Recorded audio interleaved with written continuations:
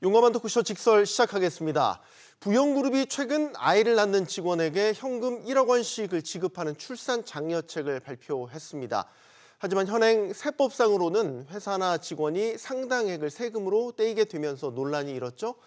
자, 그러자 윤석열 대통령이 대책을 강구하라며 응답했습니다. 부영그룹의 출산 장려금에서 시작된 이슈가 세제 개편으로까지 이어질지 오늘 자세하게 짚어보도록 하겠습니다. 함께해 주실 세 분 소개하겠습니다. 서울시립대 세무학과 김우철 교수, 또 배재대 경영학과 김현동 교수, 또 명지대 박정호 특임 교수 나오셨습니다. 안녕하십니까? 자, 본격적인 질문에 들어가기 앞서 제가 예고를 드렸죠? 이게 1억 원이라는 돈을 준다면 자녀를 혹시 추가로 더 낳으실 계획이 있으신지 여쭤보고 싶어요. 어떻습니까? 저 같은 경우는 자녀가 둘이긴 한데 만약 1억 원 준다고 하면 저는 심각하게 고민해 볼 것 같아요. 상당히 큰 금액이기 때문이죠. 어떠세요, 교수님은? 일단 1억 원이 굉장히 큰 금액이라는 것에 대해서는 이제 부정할 수가 없을 겁니다. 그런데 이제 자녀가 이렇게 키우는데 저도 이제 자녀가 한 명이라 사실 애국자는 아닌데 더 낳아야 하긴 합니다만 사실상 고민이긴 합니다만 이게 이제 자녀를 키우다 보면 교육비라든지 여러 가지 이제 재반 비용이 굉장히 많이 들어갑니다. 그래서 분명히 한번 그 1억 원 때문에 잠깐 이제 고민은 할 수는 있습니다만 개인적으로는 1억 원 때문에 자녀를 더 낳는다라는 그런 의사결정까지 영향을 미칠까 조금 부정적이긴 합니다. 좀 부정적이고 저랑 좀 생각이 네. 다르시네요. 박 교수님 어떠세요? 예, 저도 제 주변에 아직 지인들이 학생들을 이제 많이 키우는 자녀가 이제 학생인 경우가 많은데요. 진짜 네. 사교육비가 너무나도 많이 들어가더라고요. 많이 들죠. 그러다 보니까 저 1억 원 가지고 과연 사교육비나 충당될 수 있을까라는 생각이 들 정도로 대학교 보낼 때까지 또 다 합쳐서요. 네. 그래서 저도 1억 하면서 잠깐 고민하겠지만 역시 쉽게 결단은 못 내릴 것 같습니다. 가장 연장자이신 교수님께서는 생각이 어떠신지? 네, 저는 일단 사람들의 생각이 상황이 연속적인 차이를 갖고 있다고 하잖아요. 스펙트럼이 있습니다. 그래서 자녀 출산 계획이 거의 없거나 전혀 이렇게 그만둔 분들은 네. 1억 원이 효과를 내지는 못하지만 경계선에 있는 분들이 꽤 많아요. 낳을까 말까 낳고는 싶은데 경제적인 부담 때문에 조금 주저하시는 분들이 이제 꽤 중간에 많이 있거든요. 맞아요. 이분들에게는 상당한 영향을 줄 수 있다고 봅니다. 네, 이렇게 생각이 다르네요. 일단 부영그룹이 내놓은 출산 장려책은 화제가 된 건 분명합니다. 이중근 회장의 말부터 듣고 다시 오겠습니다.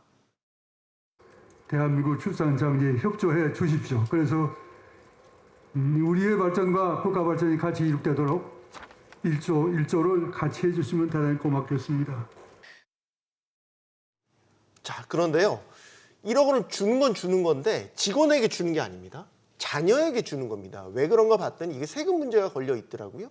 그래서 이게 직원에게 줄 경우에는 이제 근로소득이 되는데 그 직원의 자녀에게 증여 방식으로 주겠다라는 거예요. 결국 세금을 줄이겠다라는 의도이긴 한데 여기에서 이제 이번 논란이 촉발되기도 했습니다. 한 분씩 의견을 좀 여쭤보고 싶습니다.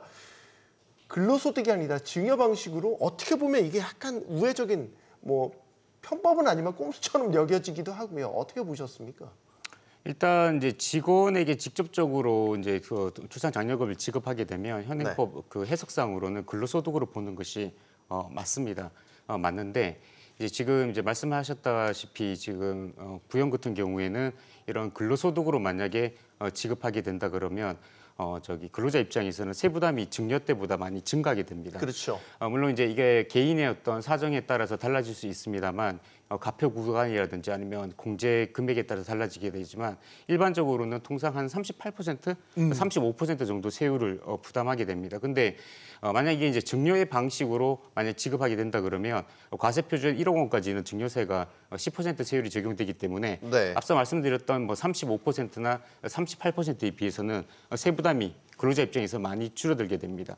그래서 이제 부영 입장에서는 이 근로자가 어떻게 보면 이제 출산 장려금을 지급하는데 중간에 국가가 떼가는 세금을 최소한 줄이고 그래서 출산 장려의 어떤 유인책을 증폭시키기 위해서 증여라는 형식을 지금 취하려고 근로자가 아니라 그 근로자의 자녀의 계좌에 직접적으로 이른바 쏘는 형식을 그렇게 취했던 걸로 지금 보이는데요.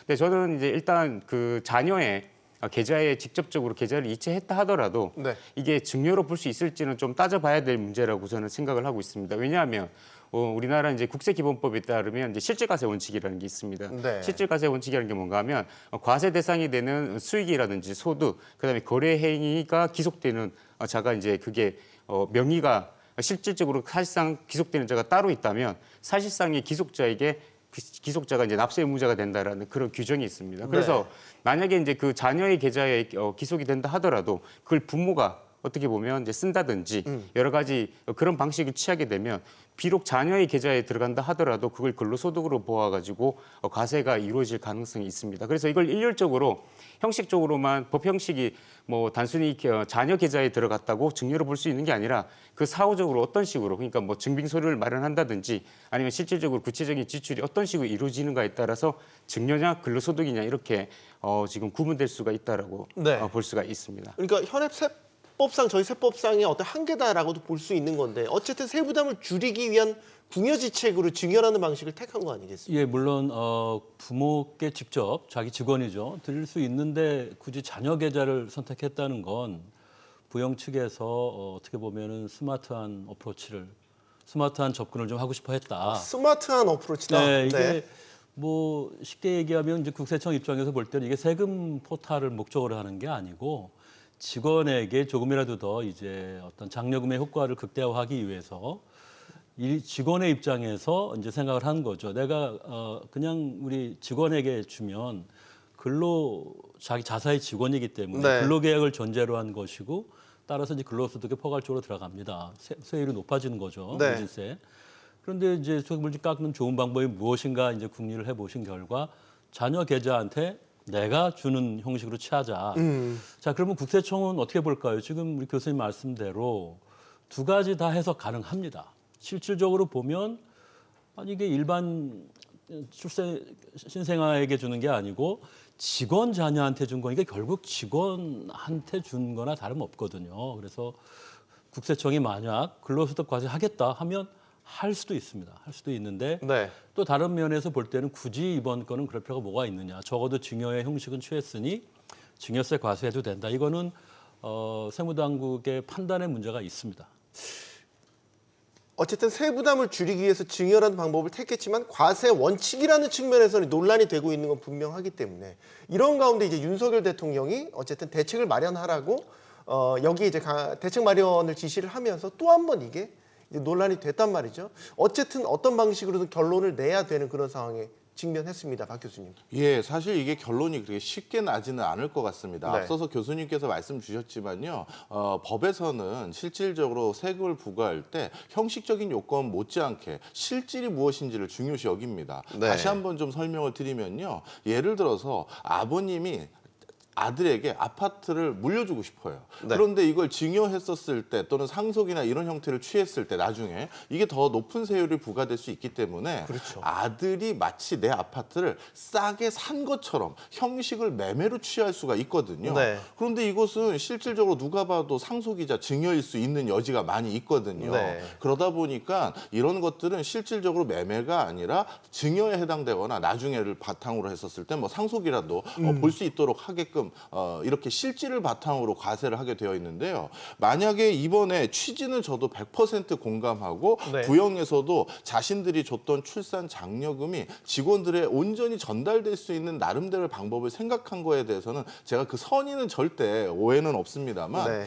이게 자칫 잘못하면 또 합법적인 절세 수단으로 또 활용될 수도 있는 여지가 있거든요. 예. 예를 들어서 어느 고액 전문가들이 모여져 있는 집단에서 성과급을 더 줘야 된다든가 뭔가 추가적인 인센티브를 줘야 됐었을 때 네. 그 방편을 출산 장려금입니다라고 해서 자녀에게 계좌로 이체하는 합법적 절세 수단으로 100% 활용 안 된다 이렇게 볼 수는 없어요. 그러다 보니까 아마 대통령도 이렇게 직접 이 부분에 대해서 조금 대책을 세워봐라라는 지시 아닌 지시를 하신 것 같습니다. 네.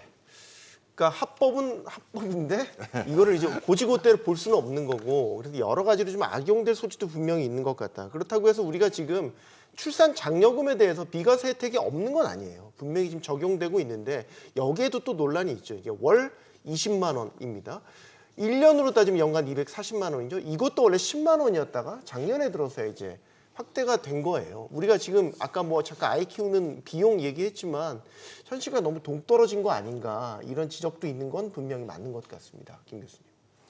일단 이제 출산 보육 수당 이 비과세 규정이 2004년도에 네. 그러니까 아까 말씀하셨듯이 월 10만 원 그러니까 1년을 연간으로 하면 이제 120만 원 한도로 이렇게 책정돼서 최근까지 유지가 되어 왔습니다. 그래서 그러다가 이제 작년 세법 개정을 통해서 이제 2배로 뛰었죠. 그래서 월 10만 원에서 20만 원 연간으로 이제 240만 원 비과세 그런 한도가 들어오게 됐는데 사실 이제 우리 아이 키우는데 들어가는 이제 비용을 좀 고려를 했을 때는 네. 이게 이 정도 비용 가지고는 그렇게 혜택이 크다라고 이렇게 보기 어렵다라는 견해가 있을 수가 있습니다. 예. 그런데 이제 이런 금액이 높지 않았던 이유를 한번 좀 생각을 해보면 세 가지로 정리를 해볼 수가 있습니다.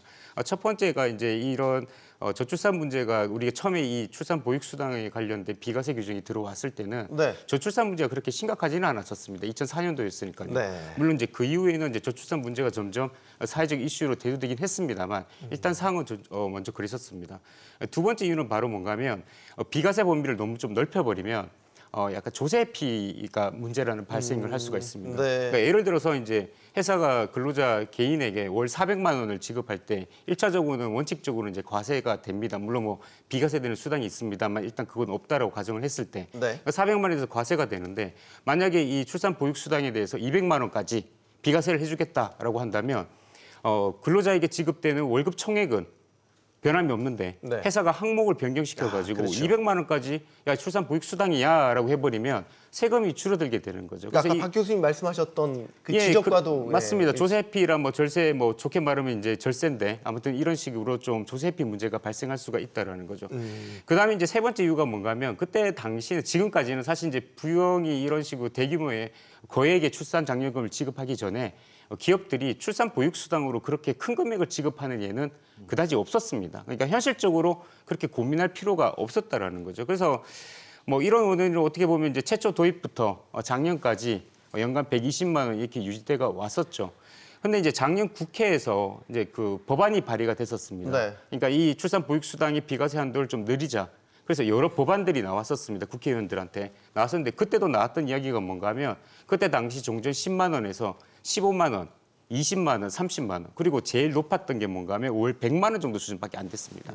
그러니까 그때도 불과 가장 최근인 작년만 하더라도 네. 이 비과세 상량 조정에 관해서 최대 100만 원 정도 수준밖에 안 되었던 거거든요. 그래서 지금 보자면 기재부라든지 국회가 이렇게 부영이 대규모의 파격적인 출산 장려금 줄 거라는 것을 미처 예상을 하지 못했던 거고 어떻게 보면 이제 뒤늦게 좀 약간 이런 부분에 대한 입법적인 어떤 대응이 지금 마련이 필요하지 않나라고 이렇게 고민을 하고 있는 것 같습니다. 근데 박 교수님, 부영만 해도 상당히 큰 그룹이라고요. 그렇죠. 그래서 이제 1억 원이라는 어떻게 보면 큰 거액을 이제 줄 수 있었던 건데 기업들마다 출산과 관련된 뭐 장려금 제도도 다르고 혹은 현금성 지원이 아닌 다른 방식으로 또 지원하는 회사들도 있고 그래서 이 부영 사례만 보고 만약에 세제를 개편한다라고 하면 상대적으로 차별을 받는 기업들 혹은 규모가 작은 기업에 다니시는 그런 직원분들은 뭐 원치 않는 차별을 받게 되는 경우도 발생할 수 있을 것 같아요. 예, 맞습니다. 사실 이제 지금 출산 장려금의 가장 중요한 화두가 되고 있는 것은 기업 측에서 근로자에게 제공하는 출산 장려금이 화두가 되는데요. 네. 이런 부분에서는 분명 자금 여력이 있는 대기업과 그렇지 않은 기업을 다니는 사람들에게 주어지는 혜택의 범주가 달라질 여지가 충분히 있습니다. 네. 그런데 우리나라에서 출산 장려금 제도를 활용하고 있는 큰 주체는 크게 세 가지를 들 수 있습니다. 중앙정부가 하나 있고요. 네. 지자체 단위로 자신들의 거주민들을 대상으로 출산 장려금을 지급하는 제도들이 꽤 있고요. 그다음에 기업 측에서 추진하는 게 있고 아주 드물게 요즘은 종교단체에서도 자녀를 낳으면 출산 장려금을 주기도 합니다. 네. 그래서 이 네 가지를 다 중복했었을 때 기업만 가지고 출산 장려금 제도를 아마 뭔가 대폭적인 개선을 하기에는 쉽지가 않은 상황이에요. 그래서 특히 지자체 같은 경우는 서울보다도 오히려 지방 소멸을 우려하는 지자체에서는 훨씬 훨씬 더 파격적인 수준의 출산 장려금에 해당되는 금액들을 지급하고 있거든요. 네. 물론 또 이것도 어디까지가 출산 장려금으로 봐야 되느냐의 논란은 있습니다만 그러다 보니까 앞서 우리가 논의했던 비과세 혜택만 가지고 연간 240만 원이다라고 범주를 보긴 그렇고요. 너무 좁게 보는 그렇죠. 거다. 네. 실질적으로 우리나라에서 출산 장려금으로 지급하는 범주는 연구 결과에 따라 좀 차이는 있습니다만 절대 OECD 국가에 비해서 작은 수준은 이미 아닌 수준까지 올라왔습니다. 네. 이런 출산 장려금에 대한 다양한 그 현금성 지원에 대한 기본적으로 세제 혜택을 주자라는 게 지금 취지잖아요. 흘러가는 방향이란 말이에요. 그 주체가 뭐 중앙 정부가 됐든 지자체가 됐던 말이죠. 그 취지 자체에 대해서는 교수님은 공감을 하고 계십니까? 예, 지금 뭐 저출생 문제 너무 심각하고 국가적인 위기로 국민들 다들 보고 계시기 때문에 네. 정부가 그동안 많은 노력을 했음에도 불구하고 아직 가시적인 성과가 없잖아요. 그래서 지금 이제 더 두 손 두 발 걷고 나서야 된다. 이런 어떤 사회적 합의가 있습니다. 그런 면에서 볼 때 이런 출산 지원금, 장려금 이런 것들에 대해서 일정한 세제 혜택을 주는 것에 대해서 정책적으로 무리가 없다고 봅니다. 지금 또 하나 그 부영그룹 측에서 이제 제시를 한 거는 이런 출산 장려금을 직원들에게 지급을 해주는 혹은 각종 이제 지원을 해주는 기업들에 대해서도 소위 말해서 비과세 혜택을 좀 줘라. 그래야 더 기업들이 적극적으로 이런 출산 장려금을 직원들한테 주려고 할 것 아니냐. 그러니까 동기부여를 해달라라고 하는 거죠. 바로 여쭤볼게요. 그러니까 예. 소위 지금 연구개발, R&D 같은 그런 세액에 대해서는 공제를 해주지 않습니까? 출산 장려금도 이런 데 포함시켜서 같이 기업들이 좀 비과세 혜택을 볼 수 있도록 해달라라는 주장에 대해서 어떤 견해세요? 네, 지금 우리 이번에 부영의 그 출산 장려금 이슈를 중심으로 했을 때 가장 중요한 부분이 말씀하신 얘기입니다. 근로자에게는 어떠한 세제 감면 혜택을 줄 것이며 네. 더 중요한 건 이제 기업한테 어떤 유인을 제공할 건가 이제 이 두 가지 차원인데요. 아까 현재 비과세가 너무 박하다 그런 얘기 하셨는데 네. 비과세를 확대하는 방식으로 근로자에게 세제 혜택을 주는 건 바람직하지 않습니다. 지금 조세회피 우려나 형평성 네. 무엇보다 비과세 제도는 우리나라 조세 당국이 우리나라 세법이 가장 엄격하게 제한하고 있는 부분이거든요. 네. 출산 장려금만 있는 게 아니라 각종 공공정책 목적에 공익적 목적에 꼭 줘야만 될 것 같은 이런 장려금 지원금이 엄청 많습니다. 네. 근데 그런 것들이 다 비과세 혜택이 된다면 세제의 어떤 이제 기본이 조금 흐트러질 수 있다.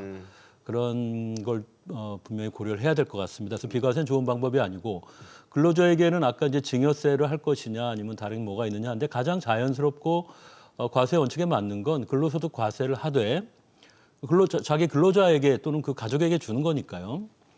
다만 이제 근로소득세 감면을 한 50% 정도 해줄 수는 있습니다. 네. 그런 유사한 정도의 제도는 중소기업 내일 채용 공제나 이런 핵심 인력 유지 지원 제도에서 그 핵심 인력을 유지하기 위해서 중소기업이 3년 동안 5년 동안 적금을 부어줘요. 네. 그걸 타게 될 때 그 돈에 소득세가 많이 붙는데요. 목돈이니까 그 절반을 깎아줍니다. 그런 방식이 가장 통용될 수 있다. 일종의 조세 특례 제도를 활용하는 거죠. 그리고 기업한테는 당연히 이 제도를 활성화시키려면 결국 그 장려금을 제공하는 측은 기업이기 때문에 네. 기업에 이제 유인을 주는 게 중요합니다. 실제 부영에서도 그런 걸 고려해 달라는 이제 제안을 했죠. 첨언이 있었죠. 네. 근데 이 부분은 조금 정책적인 그 한 가지 중요한 사항이 일단 이 제도가 공적인 개념에서 확대 가능하냐 이거예요. 이게 보편적이고 일반적인 출산 장려 지원책으로 볼 수 있느냐.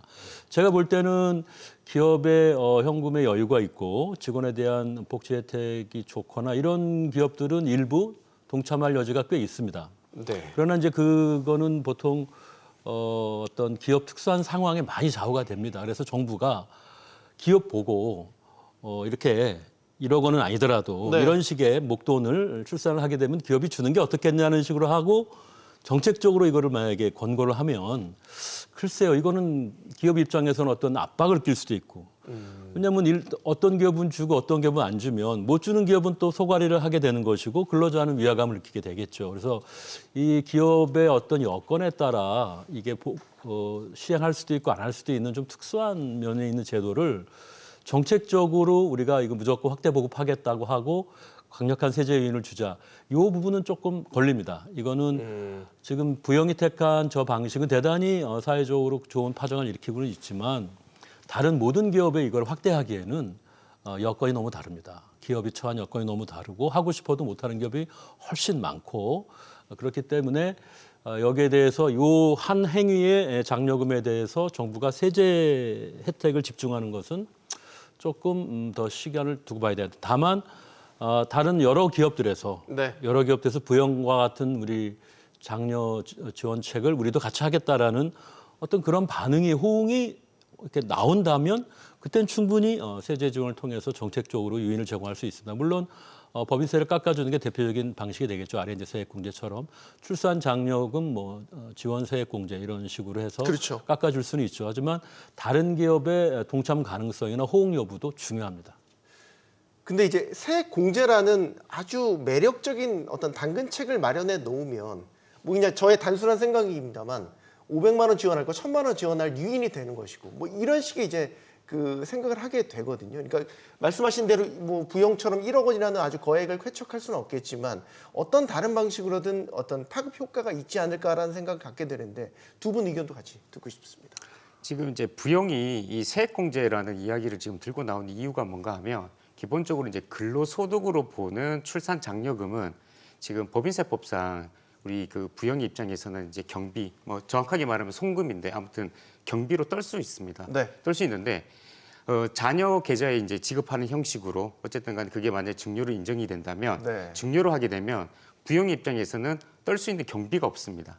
경비로 인정이 안 되는 안 된다라는 거죠. 거죠. 그러니까 지금 이제 부영에서 하는 이야기가 만약에 이게 근로자 입장에서의 세부담을 줄여주기 위해서 우리가 증여라는 형식을 채택을 했는데 기업의 입장에서는 경비로 뗄 수 있는 부분이 없으니 여기에 대한 어떤 선한 어떤 사회적 파급 효과를 고려를 했을 때 좀 경비로 뗄 수 있는 부분을 제도적으로 마련해 달라라는 것이 이제 부영의 요구인 거거든요.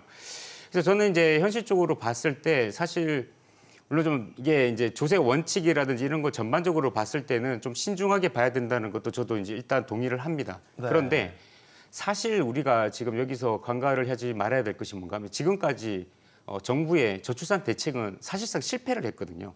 실패를 했기 때문에 다시 말하면 이제 비상 상황입니다. 비상 상황이기 때문에 조금 이제 대규모의 파격적인 출산 장려금이 과연 기업들이 얼마나 이렇게 실제로 사례로 나타날 수 있을지에 대해서 저도 물론 이제 회의적이긴 합니다. 회의적이긴 하고 네. 지금 부영 같은 경우에 약간 논의 이야기입니다만 부영 같은 경우에 경영 성과가 썩 좋지는 않습니다. 지금 2022년도 같은 경우에 작년 2023년도는 아직 감사 보고서가 안 나왔기 때문에 이제 네. 알 수가 없고 2022년도 같은 경우에 대규모 손실을 봤습니다. 1,000억 원대. 예. 그래서 이제 이게 얼마나 지속적으로 지속 가능성을 가지고 출산 장려금이라는 걸 지급할 수 있을지는 모르겠지만 아무튼 간에 이런 비상 상황에서 조금 기업의 출산 장려금 지급을 유인하는 측면에서 세액 공제를 줄 수 있는 여지는 우리가 한번 고려해 볼 수는 있다라고 이렇게 생각을 하고 있습니다. 긍정적으로 검토를 네네네. 해볼 필요가 있다. 네. 박 교수님. 저는 이 연구를 가지고 좀 같이 말씀을 나눠도 좋을 것 같은데요. 지자체에서 그 지역의 해당 거주민에게 출산 장려금을 지원했었을 때 네. 합계 출생률에 얼마나 긍정적인 효과를 미쳤는지에 대한 연구가 있는데 네.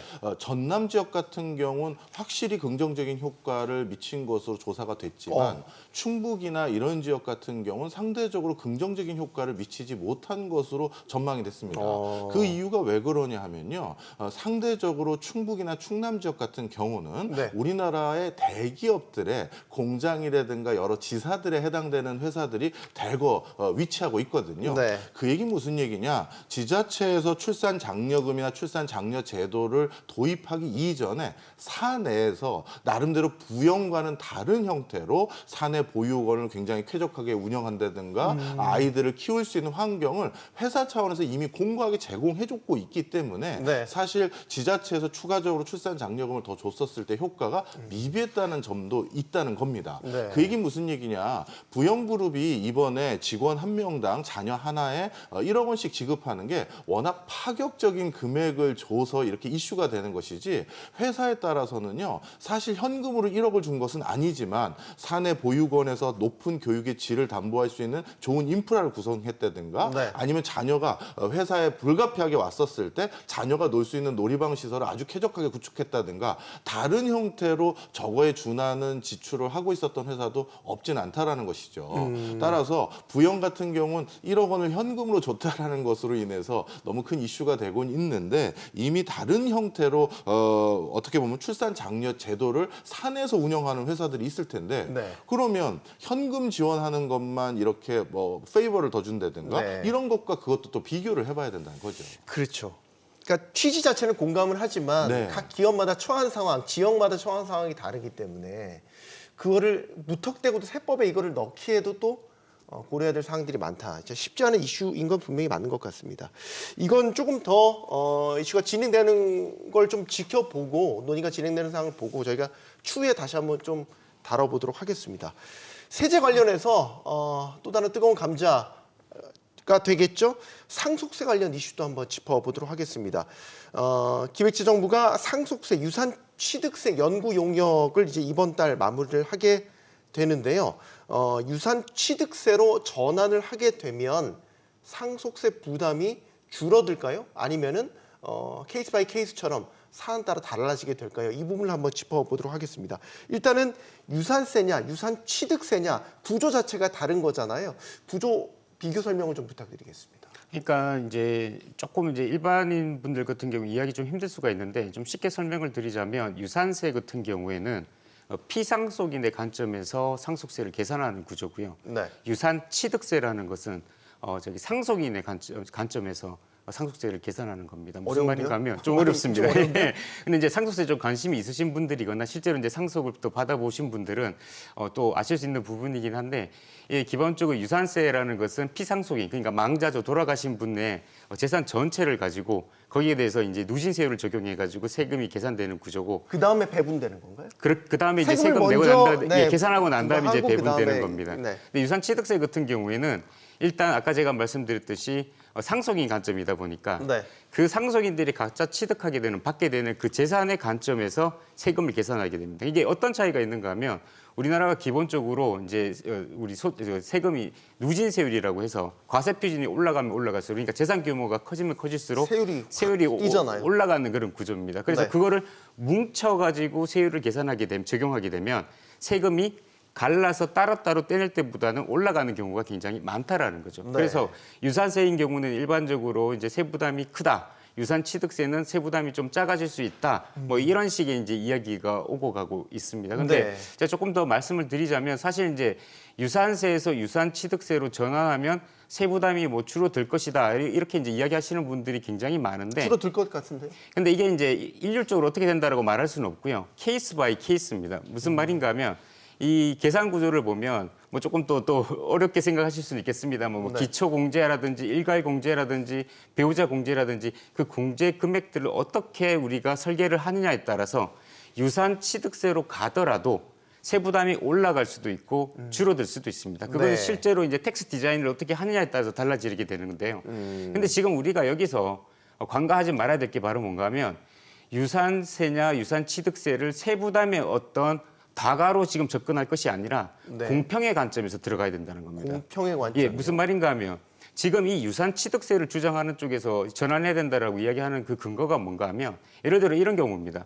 자, 이제 피상속인이 50억을 지금 남겨두고 돌아가셨는데 네. 그러면 이제 자녀가 5명이 있습니다. 예. 그러면 이제 10억 원씩을 남겨받게 되는 거죠. 네. 그럼 그 10억을 받는 그 개인의 세부담과 그다음에 돌아가신 분이 10억의 자산을 남겼습니다. 예. 그다음에 자녀가 1명입니다. 네. 그 사람이 받는 그 내는 세금 부담이 같아야 된다라는 거죠. 그렇죠. 그런데 같은 이제 10억이니까. 예, 똑같이 산술적으로 자기가 보면. 받았으니까 10억이니까 네. 그걸 뭐 50억에서 5명이 나눠서 10억을 받든 10억짜리를 혼자서 단독 상속을 받든 간에 실제로 받는 그 소득의 크기에 따라서 세금 부담이 같아야 된다는 거죠. 네. 그래서 그런 측면에서 유산취득세가 공평의 관점에 더 부합하기 때문에 유산취득세로 전환해야 된다는 논고, 그게 논점이라는 거죠. 그런데 그게 이제 유산취득세로 오다 보면 아까 제가 말씀드렸듯이 어떻게 공제 제도를 두냐에 따라서 세부담은 올라갈 수도 있고 줄어들 수가 있는 건데, 그간에 이제 많은 분들이 이야기하는 게 뭔가 하면 세부담을 줄이기 위한 어떻게 보면 도구적 수단으로서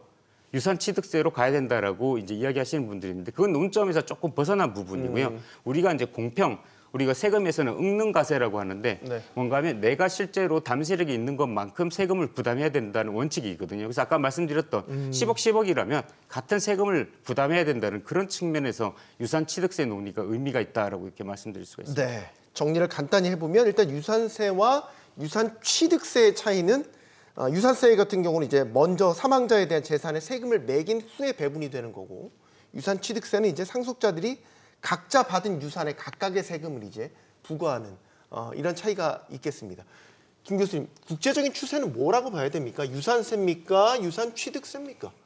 과거에는 이제 상속세라고 그러면 보통 유산세 형식이 많았어요. 이 상속세 제도는 영미권 중심으로 발전한 건데 네. 지금 미국, 영국 다 유산세 방식이죠. 우리도 기본적인 골자는 유산세인 거죠. 우리와 일본도 유산세 방식인데 네. 일본은 이제 OECD 국가의 표준적인 거는 최근에 와서 유산취득세거든요. 네. 일본이 이제 얼마 전에 유산취득세를 도입했고 전환했고 현재 우리도 그럴 예정인 거죠. 오래전에 계획을 하고 있는데 뭐 여러 가지 이유로 조금 연기가 되어 왔습니다. 좋은 말씀해 주셨는데 이렇게도 볼 수 있어요. 네. 그러니까 왜 유산취득세라면 자꾸 나오느냐? 말씀대로 동일한 금액을 내가 취득을 했으면 상속을 통해서 네. 세부담이 크게 차이 나면 안 된다. 맞죠? 또 이런 것도 있습니다. 증여를 해주거나 상속을 해주거나 저 제3자가 볼 땐 똑같은 거거든요. 생전이면 증여고 예. 사후면 상속인데 상속이죠. 증여는 우리 세법에서 취득세 방식이에요. 근데 상속세는 유산세 방식이니까 네. 사람들이 자꾸 생전 증여로 이제 모여드는 이유입니다. 최근에 증여세 많이 늘어나고 있죠. 네. 그런 것도 불필요하게 왜곡된 행동을 불러일으킬 수 있다 이런 거고요. OECD 국가는 이미 뭐 10여 년 전에 다 유산취득세로 돌아갔고 유산세를 취하는 나라는 영국, 미국, 한국 뭐 이 정도 네. 이 정도 주요 국가고 나머지는 다 유산취득세로 가고 있습니다. 예. 유산세는 유산을 물려주게 되면 매기는 세금이잖아요. 근데 미국에서 한때 상속세 폐지되면서 유산세를 뭐라고 불렀냐면 사망세라고 불렀어요. 사망세. 네. 네. 누군가가 죽었는데 재산이 있고 이거를 누군가에게 물려줬다. 그러면 무조건 매기는 세금이다. 그래서 사망세라고 하는 거죠. 그러나 유산취득세 방식의 상속세는 당신이 얼마를 부모나 친지로부터 물려받았느냐, 그거 세금을 내야 된다. 일종의 특별한 대가 없이 받은 거니까.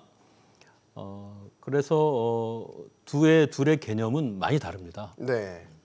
일단 이제 연구 용역이 진행되고 있다라는 거는 기재부 차원에서도 유산 취득세 쪽으로 이제 옮겨가는 쪽을 방향 설정은 일단 그쪽으로 해두고 있는 거고, 상속세율 자체를 조정하는 게 워낙 이제 복잡한 문제다 보니까 아예 구조 자체를 이렇게 바꾸자라는 게 기본적인 취지와 방향 같아요.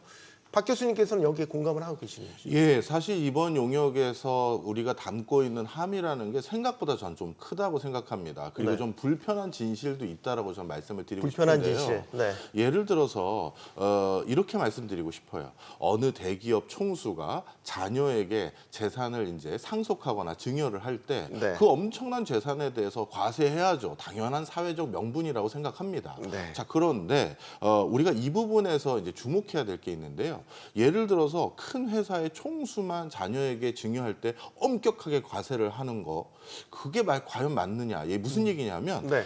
가게를 조그만 걸 동네에서 운영하거든 사람이 예. 자꾸 하셨어요. 그럼 우리 가게, 우리 아들, 딸들에게 넘겨줬을 때도 이것도 똑같은 행위거든요. 그 얘기는 무슨 얘기냐면 큰 회사에는 엄격하게 과세하고 작은 회사에는 좀 예를 들어서 좀 느슨하게 과세한다? 그러면 도대체 언제부터가 작은 회사냐? 그 회사 매출이 10억 이하가 작은 회사냐? 50억 이하가 작은 회사냐? 그럴 수가 없는 거예요. 따라서 이 상속이라는 문제를 특정 대기업 총수가 자녀에게 물려줄 때 과세하죠. 이렇게만 보실 것이 아니라 그냥 우리 가게, 그러니까 우리 집안이 연속적으로 어떤 먹거리로 어떤 활동을 하고 있었는데 그 과정에서 자녀들도 일조하면서 같이 운영했던 어떤 생계가 달려있는 영업자가 많은데 그런 것들을 지속 가능하게 할 수 있는 유의미한 방법들 중에 하나로 같이 또 생각해 주셨으면 하는 바람이 좀 있습니다. 네. 경영계에서 요구하는 건 지금 뭐 예를 들어서 이제 가업 승계와 관련된 얘기긴 한데 뭐 삼성 사태나 최근 이제 넥슨 사태 때문에 다시 한번 이게 이제 논쟁거리가 됐었죠. 너무 과하다라는 거죠. 상속세율 자체가 너무 높아서 뭐 이제 일부에서는 이제 루머이긴 합니다만 이 상속 부담 때문에 오히려 주가를 일부러 낮게 유지하려고 노력하는 그런 기업들도 있지 않냐라는 이제 이야기가 나돌 정도로 상속세 부담이 상당히 크다라는 지적을 계속해서 하고 있어요. 이런 관점에 대해서 어떻게 보십니까? 상속세 이제 논쟁은 사실 이제 끝이 없는 어떻게 보면 평행선 논란 이제 논쟁이랑 이제 비슷하다라고 생각이 드는데 네. 제가 이제 자주 드리는 말씀이 뭔가 하면 뭐 일단 우리나라 상속세 때문에 이제 뭐 기업을 매각해서 아예 그냥 승계를 하지 않고 뭐 그런 사례로 이제 많이 드는 회사들이 있는데 네. 사실 그것도 이제 개별 케이스별로 좀 따져봐야 되는 경우가 굉장히 많습니다. 그래서 뭐 락앤락 같은 경우에도 뭐 대표적으로 상속세 때문에 기업을 이제 그 매각했다라는 그런 이제 사례가 드는데, 근데 이제 뭐 사실 그 보면 이제 그 락앤락 같은 경우에 좀 재밌는 사실이 예전에 이제 그 경영자 그 창업자께서 뭐 이제 일간지랑 인터뷰한 사실이 있습니다. 인터뷰한 내용에 보면 왜 이제 그 락앤락을 넘겼냐라고 하면 상속세 때문이 아니다. 라고 본인 스스로 그렇게 말씀을 하셨던 내용들이 있습니다. 근데 그게 어떻게 네. 보면 포장되어 가지고 뭐 락앤락을 비롯해 가지고 그다음에 한샘도 이제 대표적으로 또 이야기하는 사례고요. 그래서 그거는 조금 이제 사례를 그렇게 드는 거는 조금 뭐 객관적 근거가 없는 부분이 있고 이제 원래 이제 다시 이야기로 내려와서 그러면 네. 이제 상속세 부담이 어떻게 해야 되느냐라는 이야기가 있는데 사실 이 상속세라는 것은 그간 우리나라 같은 우리나라뿐만이 아니라 해외 같은 경우에도 굉장히 고액 자산가에 한정해서 좀 부과되는 그런 세금의 특징을 가지고 있었습니다. 네. 그러다가 최근에 이제 이 상속세가 좀 더 이슈화가 됐던 이유가 뭔가 하면 부동산 가격이 좀 급등하다 보니까 나와 이제 상속세는 별개의 문제야. 다만 이제 신문에서 이야기하는 정말 고액 자산가들 소위 말하는 재벌의 어떤 상속과 관련된 세금으로 뉴스에서 접하는 세금이었다가 이제 나의 현실이 되다 보니까 더더욱 이 상속세와 관련된 어떤 논쟁이 이제 불이 붙게 되는 그런 계기가 되긴 했었습니다. 네. 근데 지금 사실 이제 이 상속세를 뭐 부자에 대한 어떤 질투의 세금이라든지 시기의 세금으로 이렇게 보는 분들도 있긴 합니다만 사실 우리나라 헌법상 기본적인 이념은 뭔가 하면 소득의 재분배가 있습니다. 중요한 하나는 헌법상의 원칙으로 나와 있고요. 네. 소득의 재분배라는 것은 결과적으로 뭔가 하면 고액 자산가의 일부 재산을 우리가 세금으로 국가가 가져가서 그거를 이제 저소득층이라든지 또는 이제 도움이 필요하신 분들에게 도와주는 그런 형태거든요. 그래서 상속세의 어떤 이념적 기초는 제가 봤을 땐 굉장히 탄탄하고 다만 이제 그거를 실질적으로 아까 말씀드렸듯이 고액 자산가에게만 부담하는 세금으로 갈 것인지 아니면 조금 더 그 범위가 지금 현재 같이 부동산 가격 상승으로 인해서 넓혀지는 것들을 그대로 수용할 것인지 이런 문제는 남아 있다라고 봅니다. 근데 개인적으로 봤을 때는 집 한 채, 아파트 한 채 정도에 대해서는 상속세를 면제해 주는 것이 옳지 않나라는 그런 생각을 가지고 있고요. 한 가지만 더 말씀을 드리면 스웨덴이 상속세를 폐지한 건 아닙니다. 이름이라는 걸 폐지를 했지만 자본이득세로 이제 전환을 했거든요. 근데 스웨덴이 상속세를 어쨌든 간에 명목상의 상속세를 폐지하고 자본이득세로 간 이유 중에 하나가 바로 뭔가 하면 아까 제가 말씀을 드렸던 중산층에까지 그 상속세가 그 확대됨에 따라서 그런 네, 조세장이 커져가지고 자본이득세로 갔다라는 그런 연구도 있습니다. 그래서 조금 제가 생각했을 때는 상속세가 그간 한 2012년부터 2019년도까지 총 국세 대비 한 2% 정도 비중을 차지하고 있다가 최근 들어서 한 3%, 4%로 좀 급증을 했거든요. 네. 그래서 다시 2%로 환원하는 정도의 좀 과세 대상 축소를 생각해 보는 것은 바람직하다라고 이렇게 생각합니다. 이게 적정 상속세율 어느 정도를 부과하는 게 적정하냐라는 건 워낙 그 범위가 넓은 사회적 논쟁거리긴 한데 사실 매년 무슨 이슈만 발생하면 저희가 늘 이 주제를 갖고 많이 토론을 했던 것 같아요. 그러니까 이번에도 이제 삼성이나 넥슨 사례에서 나왔지만 특히 이제 넥슨 사례를 보면 그 유가족들이 현금으로 상속세를 낼 수가 없으니까 주식을 대신 물납을 했는데 그 주식 자체도 지금 이제 비상장 주식이다 보니까 뭐 배당도 없고 잘 팔리지도 않고 뭐 이런 이제 이러지도 못하고 저러지도 못하는 상황까지 이제 직면했는데 너무 과한 거 아니냐라는 이야기가 이런 것들을 통해서 나오고 있는 거죠. 적정하다고 보시는지 박 교수님 의견. 적정하지 않죠. 우리나라를 대표하는 게임 앵커 기업의 2대 주주가 그리고 메인 주주 중에 하나가 기획재정부라는 건 산업 구조를 개선하고 선진화하는데 이건 말도 안 되는 일입니다. 네. 그렇기 때문에 앞서서도 말씀드렸듯이 독일 같은 경우는요. 예를 들어서 어떤 기업의 상속인이 그 기업을 계속 운영할 생각이 있다라고 하면 네. 아버님과 그 선대에 있었던 지분을 일종의 락인처럼 어디다 걸어놓고요. 단연간 그 사업을 꾸려나가면서 본인이 이득을 거두고 소득을 얻으면서 그걸로 인해서 그 상속세에 해당되는 그 세금을 납부하는 그런 제도들도 있어요. 네. 그렇기 때문에 지금과 같은 이 형태는 우리나라 절대 국가 발전의 합리적인 제도라고 보기는 좀 어렵습니다. 어렵다. 지금 상속 그 세를 이제 개편하는 문제와 관련해서는 또 디테일이 상당히 중요하다라고 보는 시각도 있더라고요. 그러니까 기본 공제 수준 자체를 높여야 된다라는 지적도 있는 거고, 뭐 예를 들어서 배우자 공제에 대한 부분도 확대를 해야 될 필요성이 있다라고 보는 거죠. 그래서 유산 취득세로 바꿨을 경우에 요즘 자녀를 많이 낳지 않으니까 오히려 더 세금을 더 부과받게 되는 경우도 있다라고 해서 같이 그 고쳐야 될 그 세부적인 사항들이 한두 가지가 아니다라는 지적도 있습니다. 김 교수님. 예, 물론 뭐 공제에 대한 부분도 점검이 필요합니다. 상속세 제도가 워낙 처음 도입된 지 이제 오래됐고 그간에 어떤 세율이나 과표 구간들을 저희들이 고치지 않았기 때문에 네. 지금 경제 여건에 상당히 많이 이제 벗어난 것들이 많이 있죠. 공제도 이제 그런 것 중에 하나인데요. 공제 금액 자체도 지금 자산 가치 증가가 엄청나게 있지 않았습니까? 지난 24, 5년 동안.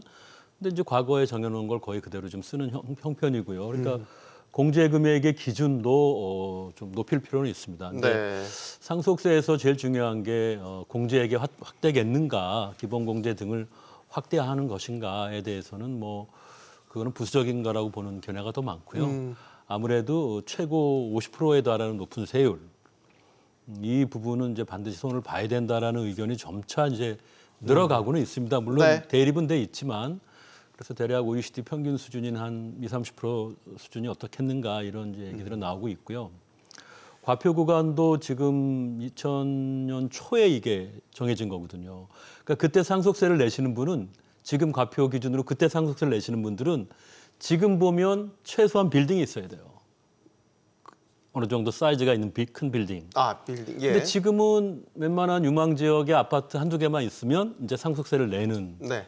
그러면 우리가 처음 세제를 이렇게 끌고 운영을 할 때 이 주된 과세 대상이 처음에는 슈퍼리치였거든요. 근데 지금은 일반 뭐 중산층도 해당이 됐으니까 이제 점검을 해야 되는 겁니다. 네. 과표 구간 세율을 대로 놔두면서 자연스럽게 상속세가 일반 중산층에게 확산되도록 할 것이냐, 아니면 과거처럼 슈퍼리치에 대한 집중적으로만 할 거냐, 이 부분에 대한 점검을 통해서 세율 과표 또 공제액도 같이 손을 봐야 되고요. 더 중요한 거는 지금 상속세가 이런 개인 간 부의 차이를 다음 세대에 물려주지 말자는 좋은 취지는 있지만 실제 네.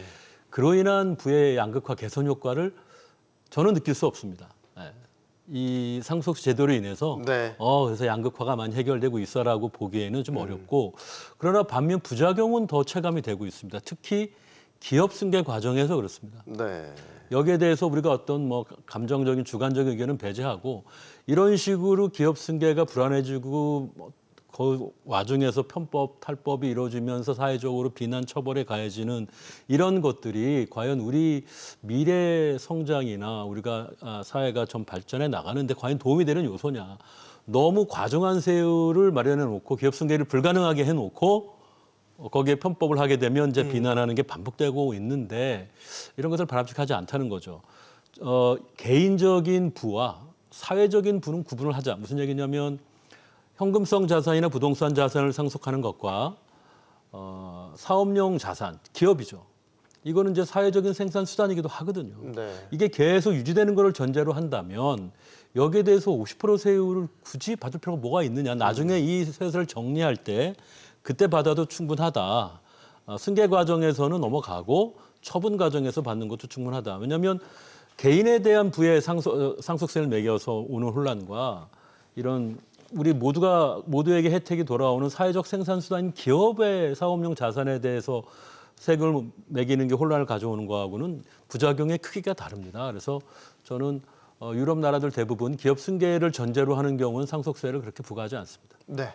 박 교수님. 네, 사실 중요한 말씀 해주셨는데요. 이제 상속세에 대해서 우리가 요 상속세 자체에 대해서 너무 확대 해석을 하면 안 되는 부분도 하나 있습니다. 뭐냐면 전체 국세 수입에서 상속세가 차지하는 비중은 상당히 미비해요. 그러니까 상속세를 완화해 준다는 게 우리나라 재정 건전성도 악화되는 거 아니냐. 물론 분명히 세금이 좀 덜 거칠 수 있는 여지도 있긴 하겠습니다만 네. 이게 우리나라 국세 수입의 절대적인 비중을 차지하는 건 아니다라는 걸 일단 말씀을 드리고 싶고요. 네.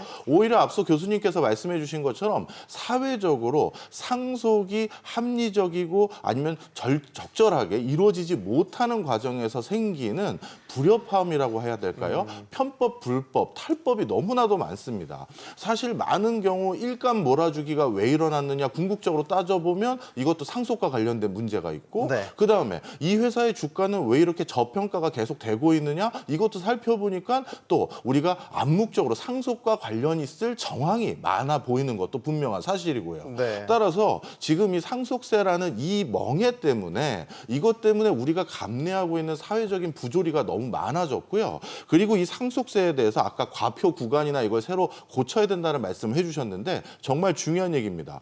예를 들어서 이런 소리를 많이 해요. 상속을 해야 될 즈음 되면요. 네. 예를 들어서 지금 부동산으로 되어 있었을 때 그게 아파트라든가 이런 것들처럼 공시지가가 자꾸 바뀌는 것 같은 경우는 네. 공시지가 등 과표 표준이 더 올라가는 그런 어떻게 보면 상속 대상 같은 경우는 오히려 더 빨리 증여라도 해라. 그래야 세금을 줄인다라고 하고요. 오히려 그 공시지가나 이런 것들이 조정이 없는 토지라든가 이런 부분은 나중에 증여해도 상관없다. 이런 식으로 이미 물가가 변화됐다는 걸 지금 상속세가 또는 증여세가 반영하지 못하는 부분이 많이 있습니다. 그러니까 우리 과세 체계가 이제 시류를 따라가지 못하는 부분은 분명히 있는 것 같은데 아까 이제 우리 김 교수님께서는 이제 그 헌법의 취지상 그러니까 상속세가 부의 재분배라는 측면에서는 분명히 그러니까 득실을 따져봐야 되겠지만 그런 취지를 이제 설명을 해주셨잖아요. 그러니까 득실을 다 보시는 것 같아요. 득이 크다, 실이 크다. 마지막으로 여쭙겠습니다. 예, 아까도 제가 말씀드렸다시피 지금 상속세가 이제 부동산 시장 급등으로 인해서 과도하게 지금 과세 대상이 넓어진 그건 있기 때문에 네. 그건 다시 좀 좁히는 방향으로 개정을 할 필요가 있다고 보고 있고요. 네. 그리고 이제 두 교수님이 말씀하시다시피 지금 기업의 어떻게 보면 이제 안정적인 경영권 승계라든지 물론 그것도 좀 논란이 있긴 있습니다만 아무튼간에 저는 이제 지금 자본 이득세로 해서 일단은 이제 상속이 경영권 승계가 이루어졌을 때는 세금을 유보를 하고 나중에 이제 그 어떤 뭐 주식이라든 뭐든 팔 때 그때서 이제 세금 상속세라는 그 세금 부담을 부담하게 되는 식으로 좀 세제를 개편할 필요는 있다라고 저도 그 부분에 대해서는 공감을 하고 있습니다. 네. 세금 이야기는 뭐 해도 파도 끝이 없는 이야기인 것 같아서 저희가 사실 이제 마지막 주제를 논의를 못했어요. 사실 이번 총선 공약 중에 하나로 제시될 수 있는 건데 물가 연동 소득세이거든요. 이거는 저희가 내일 이어서 다시 한번 다뤄보도록 하겠습니다. 지금까지 김우철 교수, 김현동 교수, 박종호 교수와 이야기 나눠봤습니다. 세 분 고맙습니다. 감사합니다.